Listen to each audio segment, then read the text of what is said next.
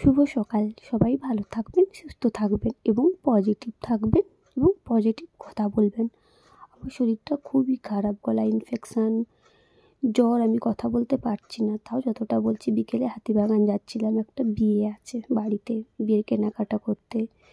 প্রথমেই ঢুকলাম বাটাতে জুতো দেখতে। জুতো খুবই ভালো ছিল, কিন্তু আমি কিনিনি।